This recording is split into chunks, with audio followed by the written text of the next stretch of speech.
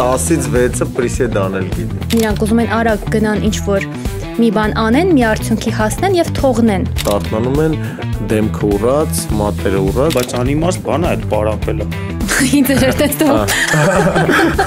Բայդակ մտածեցի կողքից չոր մեկը նայվան։ Ֆիթնեսի մենյուն այնքան բազմազան է։ Քյավարի, փախլավայի դասական բաղադրատոմսն։ Լավն է ժողովուրդ։ Մեզ աթլետները, բոդիբիլդերները տարին 12 ամիս տենց մարմնով են։ Բայց ամբողջ գաղտնիքը այդ իրար հետևող ֆազաների մեջ։ Իսկ այս փորձառությունը քեզ ավելի պահանջված մարզիչ դարձրել է, թե այդքան մեծ ազդեցություն։ Այդ աթլետի նույն մարզիկին մյուս օրը դուք կտեսնեք 6 կիլո ավելի ծանր, 7 կիլո ավելի ծանր։ Ողջույն, ես Դինան եմ Հովանեսյան։ Orange Fitness-ի հետ համատեղ սկսել ենք ոդկասթերի շարք, որ կոչվում է Մոտեցում։ Առաջին մոտեցման հյուրերն են Սերգեյ Ասատուրովը, անհատական մարզիչ, միջազգային կարգի սպորտի վարպետ, ինչպես նաև Հովանես Ավակյանը, կրկին անհատական մարզիչ եւ կենսաբանական գիտությունների թեկնածու։ Բարի օր։ Շատ շնորհակալ եմ, որ ընդունել եք մեր ոդկասթի առաջին հյուրը լինելու հրավերը։ Ֆորմատը ինձ համար եւս նորություն է, չգիտեմ ձեզ համար ոնց, գուցե նախկինում մասնակցել եք ոդկասթների, բայց ես նախկին լրագրող եմ եւ ինձ համար ավելի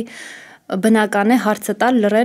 լսել պատասխանը եւ հետո մյուս հարցը տալ, բայց այս անգամ փորձելու ենք ինչ-որ քննարկումներ ունենալ, հետաքրքիր թեմաներից խոսել եւ բնականաբար բոլոր թեմաները պատտվելու են առողջ ապրելակերպի եւ սպորտի շուրջ։ Վերհիշեցինք ձեր 2015 թվականի եթերը եւ վերջին 10 տարիներին, վստահ եմ դրանից առաջ էլ դուք շատ ակտիվ երկուսդ էլ եղել եք ոլորտում,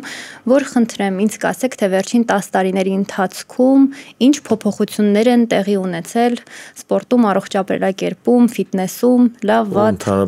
ընդհանրապես։ Ընդհանրապես ես հրաշվել եմ սիրո գմուր։ Մեզ մոտ այդ փոփոխությունն է տեղի ունեցել։ Հողոն մի քաշային կարգ բարձրացել է, փաստորեն ես էլ, բայց հողոն երկու քաշային կարգ է բարձրացել։ Դա որպես դրական գրանցած արդյունք երևի նշենք։ Իսկ ավելի գլոբալ։ Ես երկու երեխա ունեցել, սիրո գնել։ Ես այդ ընթացքում արդեն եւս մի երեխա ունեցել, իմս երկուսն են, ով երկուսն են արդեն, բայց մեծս 14 է արդեն։ Գլոբալ ասեմ, հասարակության մոտ դե ընկալումը սպորտի նկատմամբ, ֆիթնեսի, ֆիզիկական կուլտուրայի, ֆիզիկական ակտիվության նկատմամբ բարձա լավացել է։ Եվ ես նաև վստահ կարող եմ ասել, ասում այդ որ Orange Fitness-ը, չգիտեմ Orange Fitness-ի ֆորմատով ենք անում այս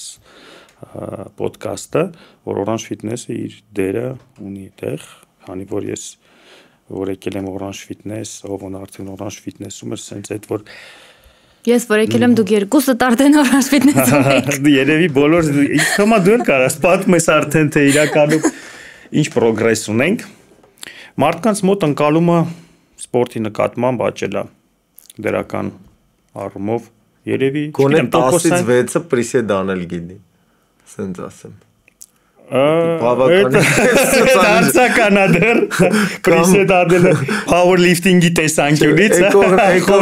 նստելու խորությունը կամ չգիտեմ բանը գոնե պրոտեինը հիմա էլ ստերոիդ չի համարվում 10-ից 2-ի մոտ միգուցե ակումբ հաճախով Այն երկուսի մոտ որ ստերոիդ էր ու սրսկվում էին պրոտեինը հիմա գոնե պրոտեինը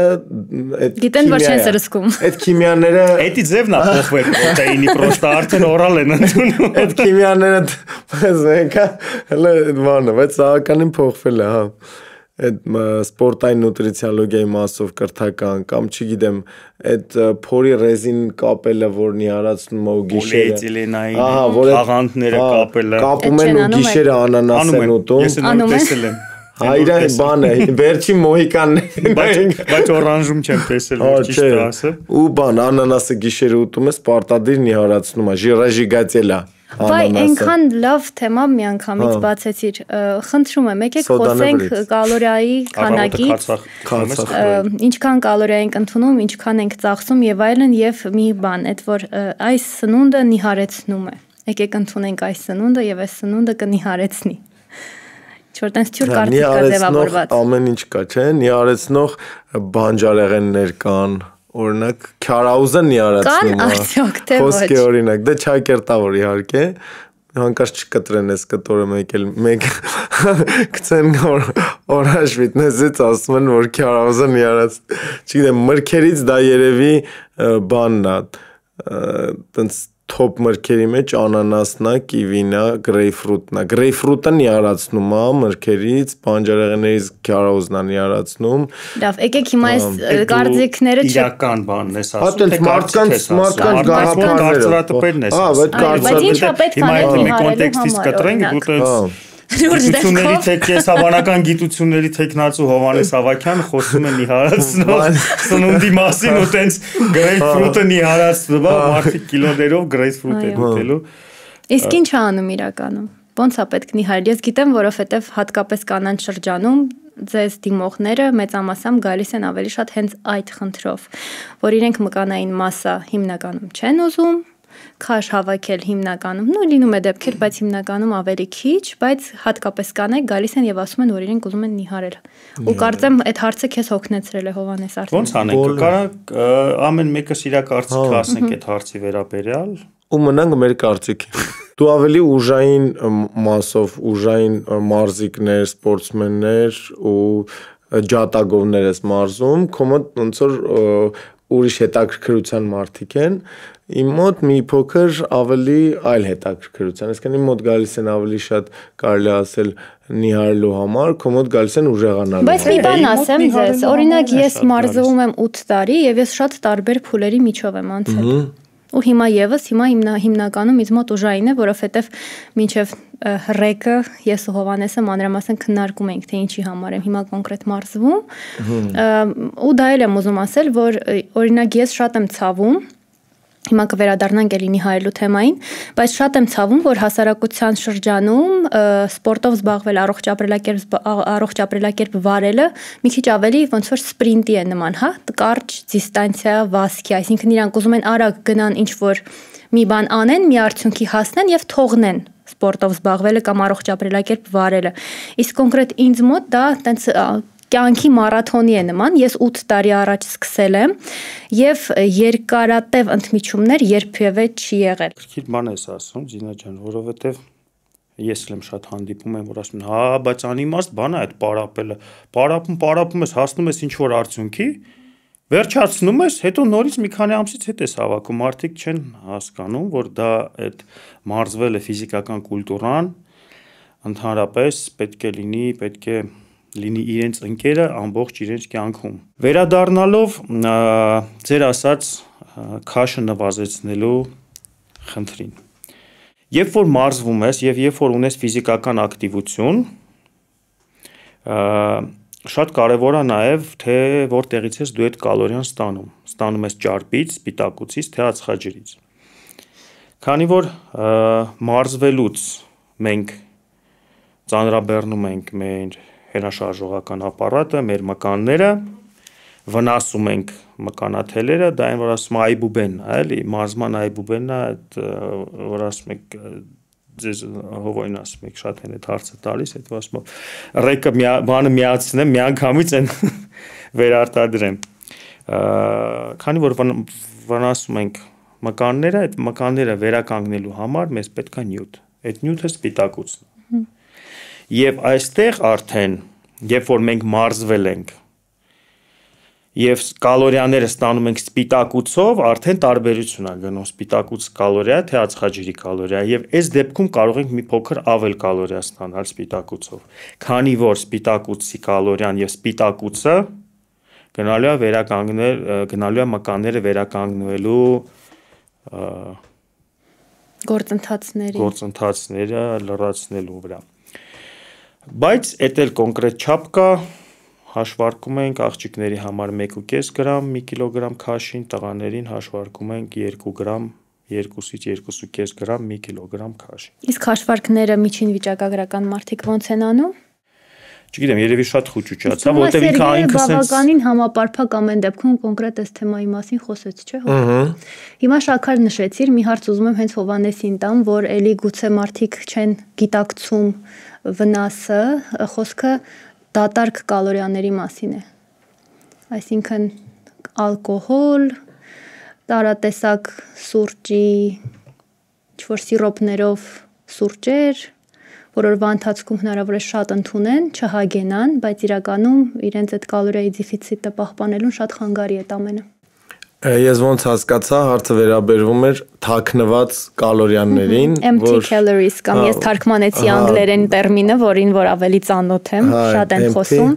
Դրան ուրիշ ձև ճիշտ եմ հասկանում, որ ասում են hidden sugar օրինակի համար, որ թաքնված hidden fats օրինակ։ Կամ օրինակ կա, բայց իրականում չկա, տեսանելի չի, որ այդտեղ կարա այդքան կալորիա լինի, բայց ավելի դատարկ։ Չէ, ավելի դատարկ, այսինքն ալկոհոլը իրականում ինքը բարձր կալորիականություն է։ Բարձր կալորիականությունն է, բայց մարդուն չի հագեցնում, չէ, ինքը կարող է 7-8 շիշ խմել, հետո գնալ, նենց լավ սնվել։ Բայց այդ 7-8 շշով կարող է 2000 կալորիան արդեն օրվա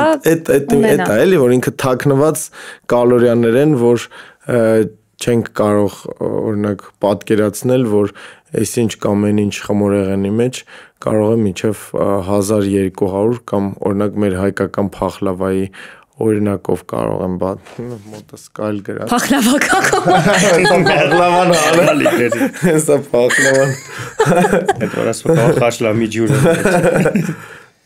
Նենց լուրջ ինձ տված փախլավա է։ Նենց եմ սիրում հովոյի այս հաշվարկը, բայց թվում է կալկուլատորն է բացելու, ինքը միշտ ինքը արդեն արել է այդ, հա։ Հեսա փորձեմ գտնեմ ուրեմն փախլավայի բաղադրատոմսը, որը իմ մոտ կա, ինչ վերաբերվում է միջուկին, 2 կիլոգրամ պոպոկ, 1.5 կիլոգրամ շաքարավազ, 1.5 կիլոգրամ յուղ, 1.5 կիլոգրամ մեղր։ Սա հիմա լավ է թե լավ չի։ Հիմա մենք սարքը պատրաստենք, ես բաղադրատոմսով թե ոչ։ Սա մեկը, սա քյավառի փախլավայի դասական բաղադրատոմսն է։ Լավն է ժողովուրդ, համավար։ Իմ մոտ կա, ուրեմն բոլորը խառնում ենք միասին, դնում ենք մեջսեր եւ պատրաստում ենք խմորը։ Խմորի բաղադրությունը ուրեմն շատ հետաքրքիր է։ Հերնարի համար ես դու պատրաստել։ Ես այդ հարցը ես ակտամ։ 2 կիլոգրամ ալյուր, 300 գրամ կարակ կամ յուղ, ուրեմն կես կիլոգրամ ռեժան կամ սմետան եւ 18 հատ ձու։ Այսինքն սա բոլորս գիտենք, որ քյավառի փախլավան որ պատրաստում են, մեծ կլոր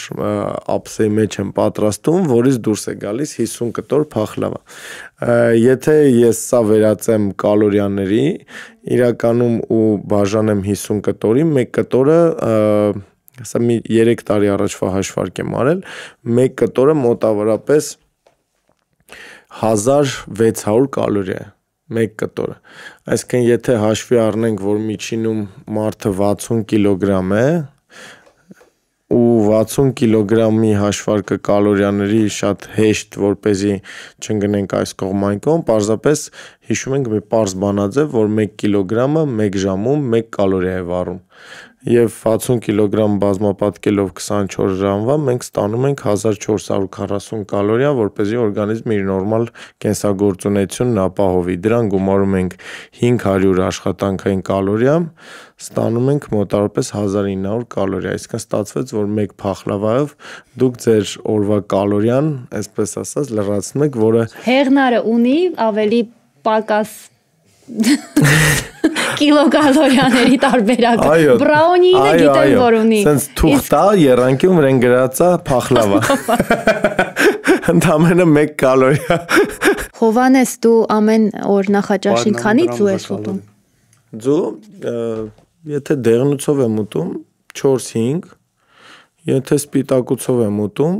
7-8, այսինքն դեղնուցները հանած, ասենք 7 սպիտակուց, 3 կամ 2 դեղնուց։ Ամեն օր։ Հա, ամեն օր։ Ես 3 ձու եմ ուտում։ Համեստ։ Լոկով ծված եմ ուտում, հա։ 4-ը չեմ ձգում, իրականում մի քիչ 4 over ալի։ Թե ես ասեմ ավելի։ ավելի։ Պատկերացնում եք դրա համար Հովանեսը 93 բան, 2 քաշային կարգա կարողացել փոխի, ես մի քաշայի։ Ես ասեմ ավելին, թեյ, մեղր, հաց, մեկ էլ գետնանուշի կարակ։ Այդ բանն է, երկրորդ փուլն է, էլի։ Առաջի փուլը ձուն է, երկրորդ փուլը իրար հետ։ Իսկ քանի տոկոս բալանսավորված եք սնվում օրվա ընթացքում։ որ ասեք 100 մի քիչ չեմ հավատա։ Ճիշտը պատմեք ով թե։ Նայած երբ, եթե մրցումային է 101%։ Եթե մրցում չկա, ուզում ենք քաշ հավաքենք 60, որովհետև քաշ հավաքելուց թույլ ես տալի քեզ ամեն ինչ։ Եթե ուզում ես քաշ գցես, բայց ոչ մրցումային կամ ուզում ես բալանս պահես, 80-ից 90 իրական։ Իսկան ստաբիլ է, էլի, ստաբիլ առավոտը ձունը, հետո պոպոկ ընդեղեն բանը։ Նոր մի հատ բան հիշեցի, Հովհաննեսն էր անգամ մոռացել, Սերգեյին ուզում էի պատմել միջև այդ։ Ուրեմն ես միջև Հովհաննեսին ճանաչելը մտածում էի, որ ֆիթնես աթլետները, բոդի բիլդերները տարին 12 ամիս տենց մարմնով են։ Լուրջ, ասենք ես անկեղծ տենց էի պատկերացնում։ Հետո իմացա, որ տենց չի ձևը իրականում։ Այդ մենակ դու ես տենց իմացել էլի, հիմա դեռ հասկացել եք չմնացածների մոտ դեռ նույն պատկերացումը։ Ու ինձ մի կրթական ծրագիր, որի շրջանավարտն եմ ես, մի քանի տարի առաջ հրավիրել էին պրեզենտացիայի, որտեղ ես պետք է խոսեի կյանքի work-life balance, հա, կյանք աշխատանք նաև սպորտ բալանսի մասին, ու ես մտածում եմ ինչ անեմ, որ շատ մաքսիմալ տպավորիչ լինի երեխեքի համար այդ ամենը, ինչ ձեր գլուխը ցավացնեմ, միացնում եմ պրեզենտացիան եւ առաջին սլայդը Հովհաննեսն է, ակիսամեր կանգնած։ Երեխաների պսիխիկայի վրա ազդեցություն ես ունեցել, որ դասարանի երևի 8-9 high school այսպես ասած աշակերտներ էին, բայց իմաստն այն էր։ Ո՞վ էր սարքել պրեզենտացիա։ Ես էի սարքել պրեզենտացիա։ Ո՞վ էր սարքել։ Ես իմ ձեռքերով։ Այդ Հովհաննեսի նկարը այդ Հովհաննեսի նկարը ասեմ, չէ, հենց հա, հենց մրցում բեմից նկարներ, այդ իրա մի քանի տոն մկված մկաններով արտահայտված ու իմաստն էր, որ կյանքում, աշխատանքում, այսինքն այդ սուշկա կոչվածը, որի հայերեն համարժեքը անկեղծ չգիտեմ, չորացումը, այսինքն այդ չորացումը ինչ որ պահերի կարող է փոխվել, այսինքն եթե դու ուզում ես այդ պահին ուշադրություն դարձնել ավելի աշխատանքիդ վրա, այդ չորացումը պետքա գնա այդ ուղղությամբ, եթե ուզում ես ավելի սպորտի մեջ լինես այդ ընթացքում, մի քիչ ավելի այդ ուղղությամբ ես։ Մեկ էլ հիշում եմ, որ Հովհաննեսը տարիներ շարունակ խաղող չէր ուտում, հիմա չգիտեմ։ Ես քանի որ այդ ամբողջ ընթացքը ձմերուկ ու խաղող, որովհետև միշտ համընկնում էր աշնան մրցումների հետ խաղողն ու ձմերուկը դե դուք իրար հետ եք մարզվել։ Չէ, նավի վրա։ Հետո պետք է պատմենք։ Չէ, ես Հովհաննեսի մոտ չեմ մարզվել, ես հետևել եմ իրեն կողքից ինքներ երևի։ Ոնց մի հատ բայց այդ հորը չեմ կերել, բայց ասում են համով մի հատ այդ մարզավիճակից կարճ ասեմ, ինչի չի կարա տենց լինի, որ մարզիկը լինի միշտ այդ իր մրցումային մարզավիճակում, քանի որ ֆիթնես բոդիբիլդեր աթլետների մասին խոսենք, ճարպը իրենց մոտ 1-2-3% է։ 3% 1-2, այն որ սենց վապշե կան, սենց բարակ, այդ այնց Չէ որ նորմալ չի երկարաժամկետ, չէ։ 2% մարդու նորմալ ճարպը 10-ից 20% է նորմալ։ Դրանից ցածր հորմոնալ խախտում ցածր, երբ որ երկար ժամանակ ես գտնվում դրանից ցածր, հա, խոսքը չի գնում մրցումային ֆորմա, ճիշտ ձևերով, ճիշտ սննդակարգով, ճիշտ չորացումով, շատ երկար process անցնում են, այդ 1-2 օրն է, մյուս օրը այդ աթլետի նույն մարզիկին մյուս օրը դուք կտեսնեք 6 կիլո ավելի ծանր, 7 կիլո ավելի ծանր, թե ջուր, թե ճարպ հավաքած։ Դա մրցումային ֆորմա է։ Եվ այդ պարզ մի ուղղակի իրականությունը մարդու ճարպի նորման 10-ից 20 է, երբ որ դուք տեսնում եք չորացած բոդիբիլդեր, դա 2-3% ճարպ է։ Մի քանի օրվա համար։ Եվ դա չի կարելի։ Ոչ թե դա չի լինում, դա օրգանիզմը թույլ չի տալիս։ Եթե թույլ էլ տա դու պայքարես որ լինի, ամբողջ օրգանիզմում process-ները, նյութափոխանակությունը, հորմոնալ համակարգը խախտվելու է։ Եվ ճիշտ օրգանիկ տարբերակը դա փուլավորելն է, նայած նախապատրաստական փուլում հավաքում ես, որ ասում են մասսայի վրա եմ, հա, տենց են ասում։ Ասում են մասսա եմ հավաքում, սկզբում մի շրջանում մասսա են հավաքում եւ մրցումից առաջ արդեն մի քանի ամիս, մեկ ամիս 40 օրով, քանի օր եք սկսում չորալ։ Նայած ինչ մրցումը։ 4 շաբաթից մինչև 12 շաբաթ։ 4 շաբաթից 12 շաբաթ։ Ու իջնում եք մինչև 20-22։ Սկսում են չորացումը ու իջնում են մինչև կիլոգրամ։ Ну, այդ նայած արդեն որ քաշային կարգի մարզիկ է, էլի, հա։ դա ուղղակի ասեմ, որ ժողովրդի մոտ ընկալումը ճիշտ լինի, թե ինչի։ Որովհետև ռեալ շատերը գիտեն, որ այդպես են, օրինակ հատկապես կանանց մոտ, քանի որ հորմոնալ ֆազաները փոխվում են, իրենք օրինակ ինձ էլ ընկերներ ունեն, որ դիմում են ու ասում են, որ ես օրինակ ուզում եմ այս հատվածս մի քիչ ավելի նիհարի, բարակի եւ այլն, բայց հատկապես մեր դեպքում դա մի քիչ ավելի բարդ է, որովհետեւ ամսվա կտրվածքում տարբեր փուլերի միջով ենք անցնում ու տարբեր ձևի ենք լինում, եթե անգամ մարզումները լինեն լրիվ նույն, սննդակարգը լինի մաքսիմալ բալանսավորված։ Իրական շատ հետաքրքիր բան ես ասում։ Այս վերջի մի քանի վերապատրաստում եմ անցել հենց մեր powerlifting-ի դասընթացների միջազգային ֆեդերացիայում ու շատ հետաքրքիր նոր բաներ, որ հիմա կանանց մարզման փուլերը, այդ ու շատ հետաքրքիր բան ասեցին։ Մեզ մոտ շատ հազվադեպ մարզիչ եմ հանդիպել, ես որ ճիշտ ասեմ, դեռ տենց չեմ հանդիպել, ովքեր որ աշխատեն կանանց հետ, այդ ձեր ասած ամսվա մեջ տարբեր իրար հետևող այդ ֆազաների հետ, որ ասում եք տարբեր իրականում տարբեր մակարդակի վրա է լինում հորմոնալ համակարգը եւ տարբեր մոտեցում, ապա կորձինալ տարբեր։ Մեզ մոտ ընդունված է դա անտեսել, sense ոնց որ մենք չգիտենք, այտենց ուղակի գնում ենք, հա, ինչի չստացվեց այսօր, բա հա լավ, միգուցե մյուս մարզմանը կստացվի, դրա մասին ոչ մեկ չի խոսում, բայց ամբողջ գաղտնիքը այդ իրար հետևող ֆազաների մեջ է, դու պետք է հասկանաք, որ երբ պետքա ինչ ծանրաբեռնվածություն տալ։ Դա շատ կարևոր է, կարծում հիմա պետք չի երևի շատ ընդլայնվել, դա առանձին շատ երկար թեմա է քննարկելու։ Եվ անգամ սննդակարգը չէ, պետք է Եվ անգամ որ փուլի, որ փուլում ես գտնվում եւ որ փուլում ավելի շատ ածխաջրեր, որ փուլում ավելի շատ սպիտակուց, որ փուլում ավելի շատ ճարպեր։ Եվ մեր օրգանիզմի հորմոնները արտադրվում են ճարպից, խոլեստերինից, սեռական հորմոնները անավանդ։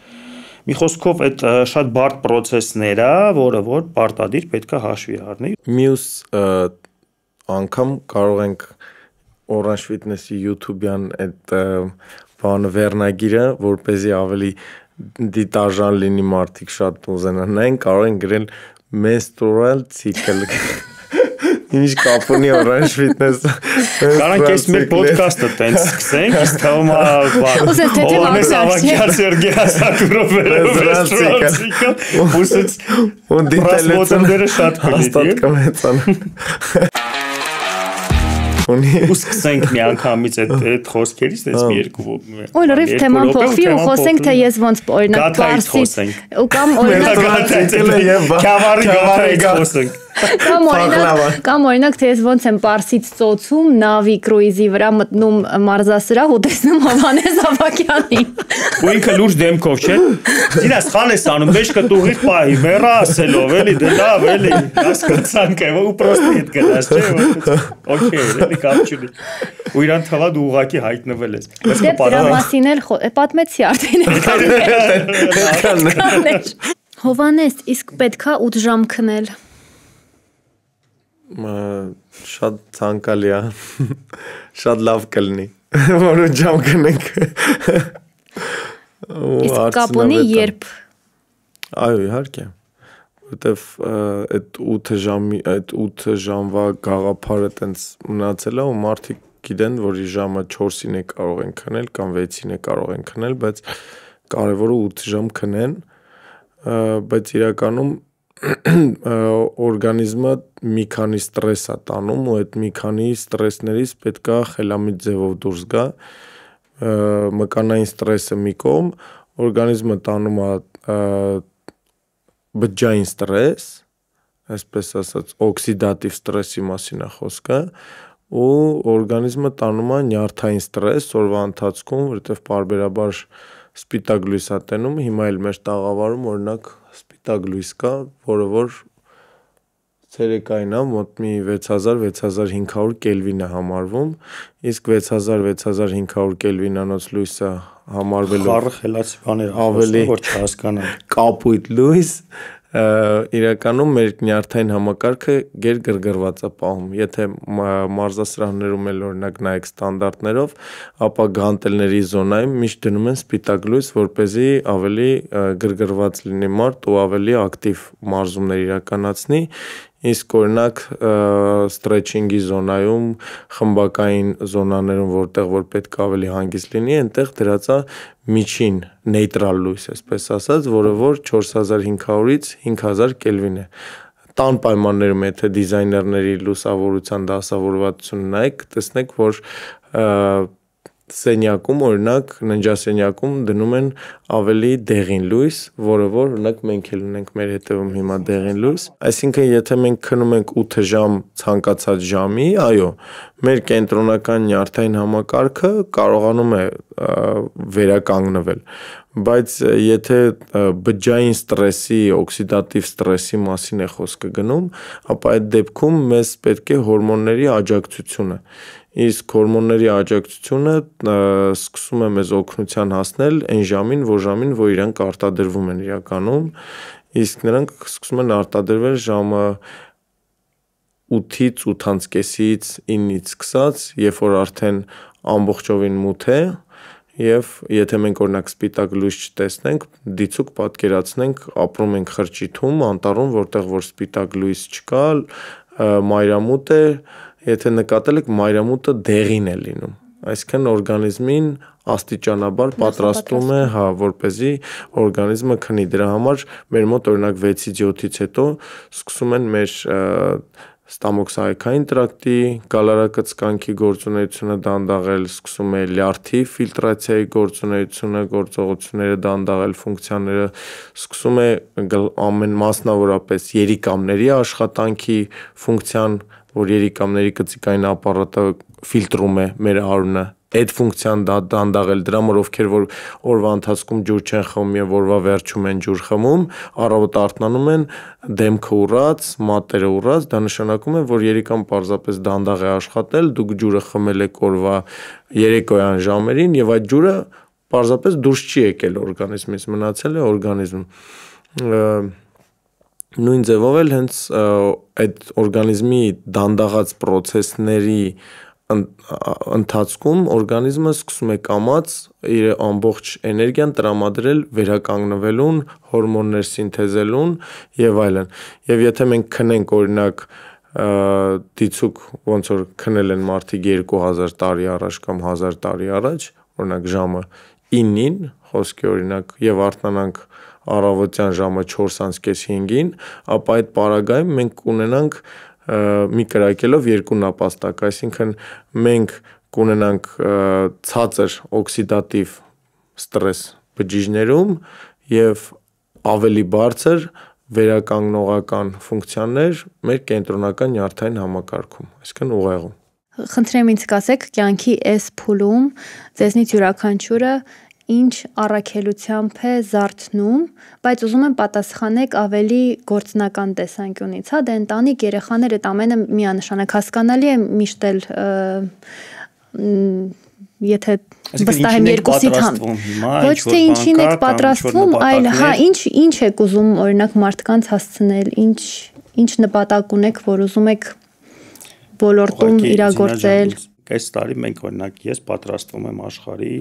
եւ Եվրոպայի առաջնությանը, որին իրական 20 թվականից պատրաստվում ենք ու միշտ ինչ-որ մի բան Եռամարտի մասին ենք խոսում, թե Սեղմում հենարանից վարժության եւ ունեմ աշակերտներ, ովքեր որ նաեւ պատրաստվելու են եւ մասնակցելու են, մենք հավաքական մեր Հայաստանի ուժային եռամարտի, որ նաեւ պատրաստում եմ, որ պետք է մասնակցեն։ Դա ոնց որ սպորտային։ Ձեր ռեկորդը որն է անձնական։ Իմ մրցումային արդյունքը 180 կիլոգրամ է, սեղմում հենարանից, որով 3 հատ ինձնից։ 3 հատ ինձնից կամ չգիտեմ, 2 հատ։ Հովանեսից է։ Սովետական մուլտ կար, չէ՞, 38 попугая հիմա։ Ավելի պատկերավոր։ Կամ 18 հատ հաճելի։ 18 հատ հաճելի։ Ով դու ինչ մտքով ես արթնում։ Ինչ մտքով, որ հացը չէ, մեկ լնում է, հա, այդպես NASA-ի միսիային գիտեմ, որ ուղղակի սպասում ես, որ 28-ին է, չէ, լինելու, կարծում եմ նորություններ։ Մայիսի 1-ին Արիզոնա եմ գնում, NASA-ի Արիզոնայի հենց կայաններից մեկ, այնտեղ իրանց հետ իրանց գիտական հետազոտություններին մասնակցելու համար,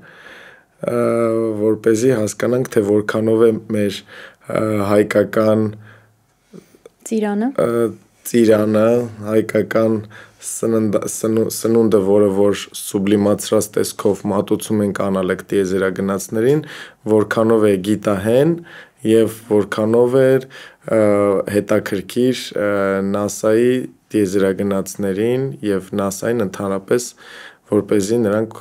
իրանց սննդակարգերի մեջ ընդգրկեն։ Իսկ այս փորձառությունը քեզ ավելի պահանջված մարզիչ դարձրել է, թե այդքան մեծ ազդեցություն չի ունեցել վրան։ Իրականում ես իմ հին մարզվողների հետ եմ։ Դե ես գիտեմ, բայց ասում ավելի։ Իրականում ես պահանջված մարզիչ եմ։ Ես իմ հին մարզվողների հետ եմ աշխատում ու ես որպեսզի որակը չընկնի, որովհետև քանակի հաշվին կարող է քո որակը ընկնել, ես կարելի է այսպես ասած նորմալ չեմ էլ կարողանում վերցնել, որովհետև չունեմ այդ տեղը իրականում, որ վերցնեմ։ Քեզ մոտ մարզվողներն են, ինչպես մի քիչ մարաթոնային մոտեցումով։ 10 թվականից կամ 8 թվականից 2008 թվականից մարզվողներ, ովքեր սելեկցիայի են ենթարկվել ժամանակի ընթացքում, մնացել են եւ այդ մարդիկ մինչեւ հիմա, օրինակ 10-ից մեկը մնացել է այդ ժամանակներից եւ մինչեւ հիմա այդ մարդիկ մարզում են, մոտիվացված են, ունեն խնդիր դրած ոչ թե նիհարելու կամ քաշ ավելացնելու, ունեն խնդիր դրած բարձր տոնուս ունենալու, որը որ բերում է նրան, որպես որ իրենց աշխատունակությունը բարձրանում է եւ կարողանում են շատ լավ աշխատել ու բարձր արդյունքներ ցուցաբերել իրենց բիզնեսում կամ կրթական։ Իսկ մոտիվացված են, թե կարգապահ են ուղակի։ Իրականում դա իրար հետ կապ ունեն, որովհետև չես կարող պարզապես չեմ հիշում ով էր ասում, որ գիտնականներ ասում, բայց ասում էր, որ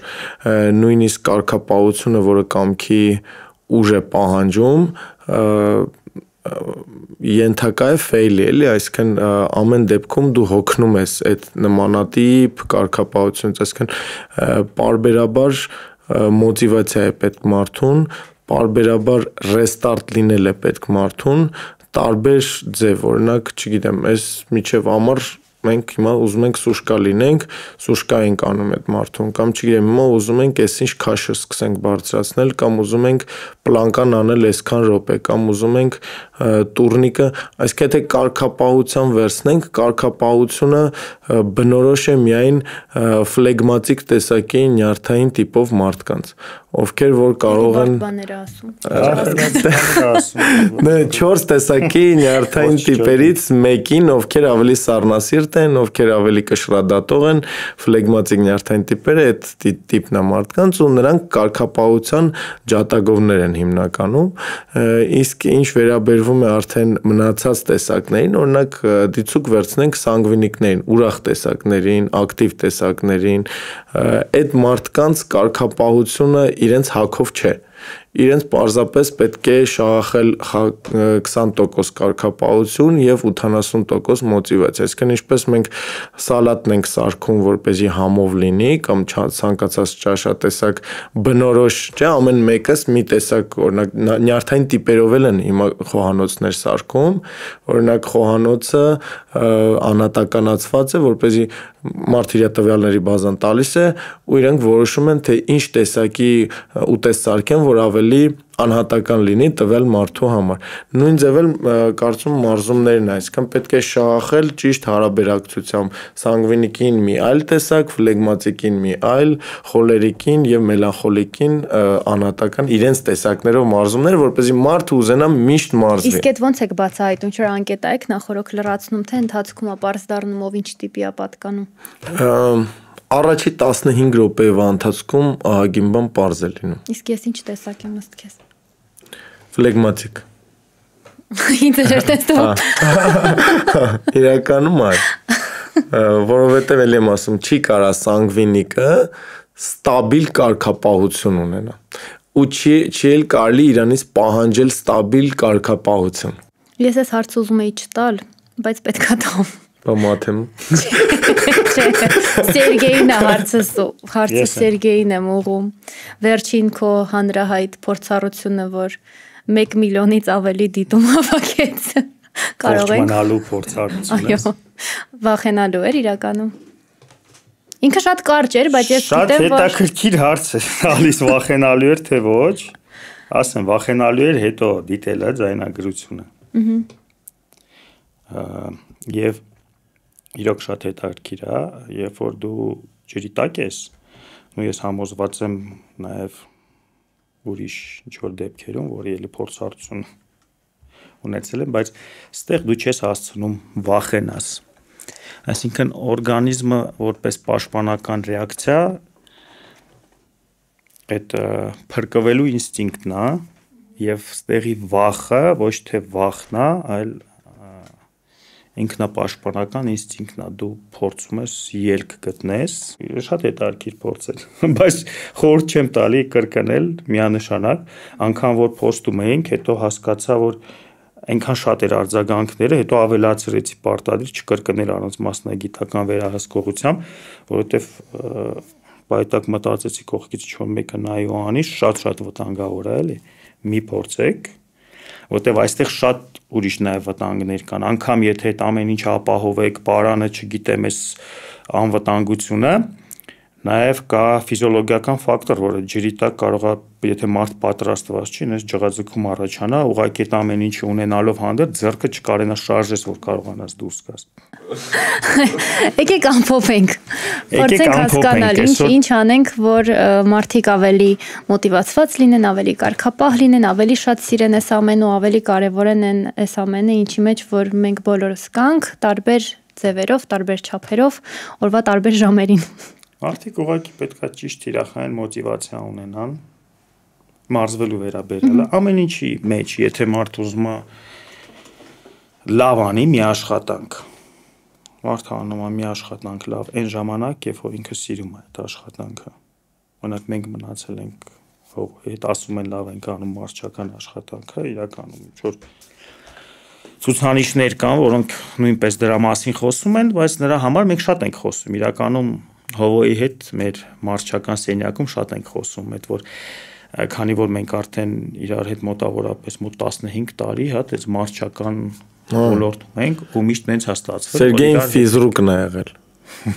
Ծառայության ժամանակ։ Դե կարասի լավ, եթե այդ ստարտից ենք ասում, հա, մենք դեռ ծառայությունից ենք էլի իրար ճանաչում, ես իզորամ ասում ֆիզպատրաստության պետ էի, որտեղ Հովոն զինվոր էր, երկուսը երիտասարդ 2 տարվա տարբերություն է մեր մեջ, դու 6 թիվ ես, ես 4 թիվ եմ, ոնց զինվոր է, ու տենց մարզվել ենք իրար հետ։ Հովը, դու ինչ խորհուրդ կտաս։ Խորհուրդ կտամ, որ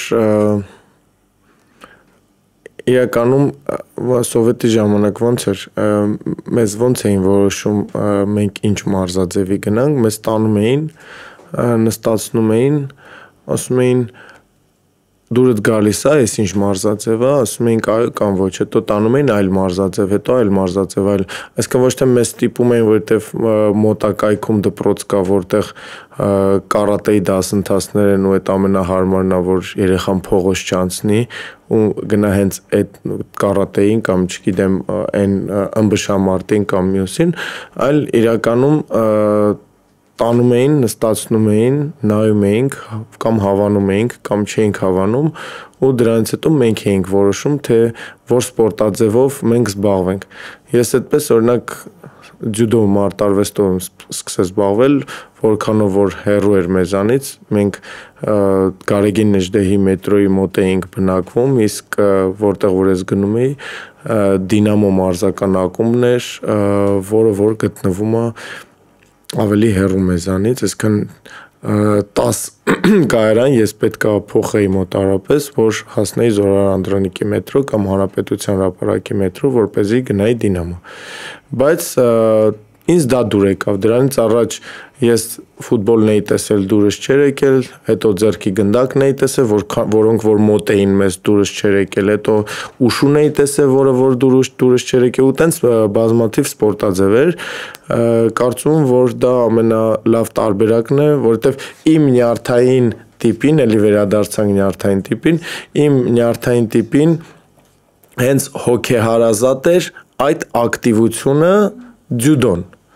Իմ նյարդային տիպին օրինակ հոգեհարազատ չէ շտանգան, բայց օրինակ էլի եմ ասում ֆլեգմատիկ նյարդային տիպ ունեցող մարդիկ, ովքեր որ ստաբիլություն ունեն, նրանք սիրում են հենց կոնկրետ շտանգան, նրանց դու շտանգայի կարելի ասել։ Հոգեհարազատ է շտանգան իրական, բայց նույնիսկ ֆիթնեսի մեջ, որը բաժանվում է երկու ճյուղի, այսինքն bodybuilding-ի եւ powerlifting-ի ուժային եռամարտի, նույնիսկ այդտեղ, որ ես սկսեցի ուժային եռամարտով, միևնույնն է ինձ էլի հոգեհարազատ դառավ bodybuilding-ը, որովհետեւ այնտեղ քիչ եմ հանգստանում, քանակները շատ եմ անում, այսինքն ես չեմ պատկերացնում, օրինակ, որ 5 րոպե պետք է հանգստանամ, չեմ իմանա, օրինակ, ինչ անեմ այդ 5 րոպեն։ Մի բան էլ ես ավելացնեմ, որ ասացիր նայում էի ու սպորտ էի ընտրում էսի մեջ, օրինակ ինձ շատ են հարցնում, ոնց եմ կարողանում տենց երկար կարգապահ կերպով օրինակ հաճախել Orange Fitness,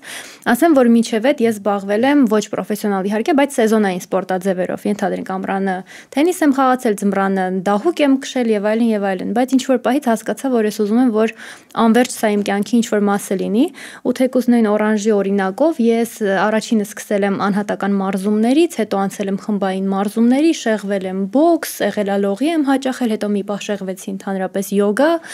Ու երբ որ ինձ հարցնում են օրինակ ոնց անենք որ շարժվենք, ես միշտ խորհուրդ եմ տա, օրինակ սա իմը չի։ Ասում եմ, բայց օրինակ այդ նույնն է, ոնց որ ասես ես սոված եմ, որովհետև ես չեմ կարողանում գտնել այն ինչ, որ ինձ համապատասխանա ու կշտանալ։ Ես համարում եմ, որ այդ ֆիթնեսի մենյուն այնքան բազմազան է, որ եթե մարդ ցանկություն ունենա, հնարավոր չի, որ չկարողանա գտնել ինչ որ մի ուղղվածություն, որը որ կլինի իրեն հոգեհարազատ, ու կարծում եմ, որ երբեք ուշ չէ ինչ որ մի բան սկսել նորից, փորձել, օրինակ ես մի քանի տարի առաջ, երևի 3-4 տարի առաջ որոշել էի, որ գեղասահքով պետքա զբաղվեմ, բայց ես մի քիչ գետնին կպածեմ ինձ համար ավելի շուտ ցավացրեցից, չէ։ Չէ, իրականում սենց ասեմ, ես հասկացա, որ ես տենց իրականում պապիկս ծանրամարտիկ ա եղել, ինձ թվում է գենետիկ տենց անցել է, ես տենց թեթև թռիչքներ բաներ ինձ մոտ այդքան է լավ չի ստացվում։ Եկեք իրար հետ ամփոփենք։ Խոսեցինք։ Երկար տարբեր թեմաներից խոսեցինք, սպորտից սկսեցինք, փախլավայով եւ մարսով ավարտեցինք։ Փախլավայով սկսեցինք։ Շատ շնորհակալ եմ ձեզ, որ ինձ հետ եք այսօր, շնորհակալ եմ նաեւ հանդիսատեսին ու ընկնդրին, կարծում եմ հետաքրքիր զրույց ստացվեց եւ եթե դուք հավանեք, մենք կշարունակենք այս ֆորմատը ու հուսով եմ, որ էլի կհանդիպենք, որովհետեւ թեման մեծ է, ոլորտը լայն է ու կարծում եմ, որ անդադար կարելի է առողջ ապրելակերպի, սպորտի եւ ֆիթնեսի մասին խոսել։ Մենք ենք շնորհակալ եւ միայն կողմին հանդիպումների։ Բերել ես ամենը, մոտը պատրաստել եւ փոքրս բան, մի կալորիա չափ 650։ Չէ, էներջի փախլավայա, փոչոր։